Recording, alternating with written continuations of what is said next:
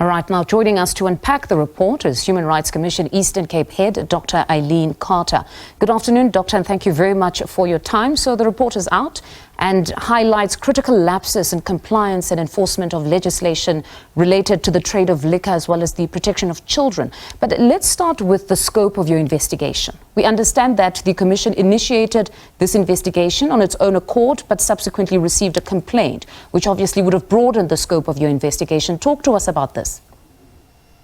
Evening, Fundo, and evening to your viewers. Yes, I think it's very important to make clear what the mandate of the Commission is. It was certainly not to go into the criminality and also not in terms of the civil liabilities, but ours was to look at the systemic challenges that we are facing, not only as a province and a municipality in this respect, but also as a country when it comes to the regulation of liquor and the sale of liquor. So our parameters were quite clear to us because we were engaging with these stakeholders, but we wanted to point out where the bigger challenges were, what could have led to this tragic event unfolding.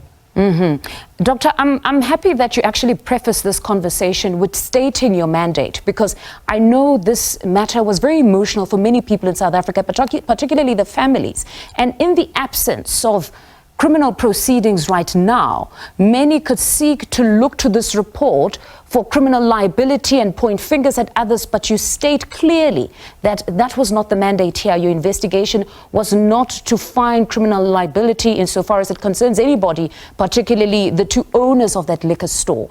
But can you now take us through some of the key findings of that report? So thank you, Mfundo. Yes, criminal liability, that is up to the courts to decide. The Commission made findings in respect of the Eastern Cape Liquor Board, in respect of Buffalo City Metro Municipality, as well as SABC. Now, key findings included the fact that the Eastern Cape Liquor Board were not capacitated enough, but still continued to issue liquor licenses. Now, one of the responses that we received referred to only one inspector being available for every 470 outlets. Now, ours was to point out that surely there would be no proper compliance monitoring and enforcement when you have that level of lack of capacity. And this was also reflected in their own annual report, which indicated that 16 inspectors had to look after compliance in terms of liquor licenses of 7,500 outlets within the province. So that's but one of the avenues that we clearly looked into when it came to the liquor board. And in response to that, Mfundo, we made a very particular recommendation. We are calling upon a moratorium on the issuing of new on-site liquor licenses until sufficient capacity is in place to monitor compliance of these licenses. And I saw in your report you actually go on to state that you do appreciate the contribution of the liquor industry or sector to the local economy, but it must be weighed against the societal cost of continuing in this fashion. Unfortunately so. We have to look whether the end justify the means.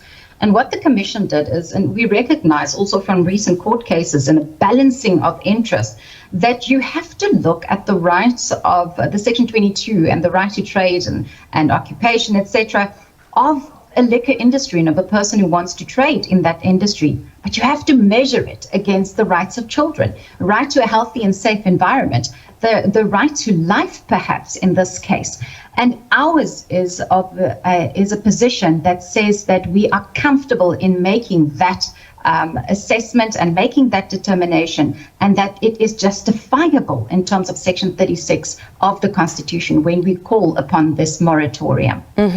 Another issue that was highlighted, according to that report, was SAP's failure to address community complaints. Can you just unpack this one for us?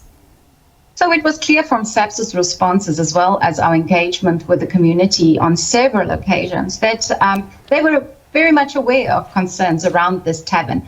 Now, SABC had indicated that they were not necessarily aware of the underage drinking, but that then came out in the recent court matter where it was clear that there was underage drinking taking place at the Enyobeni Tavern. Now, in respect of SABC's recommendations, we really indicated to them that you need to come to the table and train your officials appropriately, because there's a lack and a disjuncture between stakeholders speaking to each other in terms of compliance. So, for instance, Mfundo, you would note that from the report we indicated that the owner of the tavern even went as far as to tell SABC that it's not your job to monitor bylaws.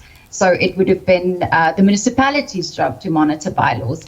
And sometimes it was also referred to the Eastern Cape Liquor Board to monitor compliance. But in fact, and unfortunately, the inspectors of this board are yet to be designated as peace officers by the Minister of Justice and Constitutional Development. No, there most certainly are a lot of problems here.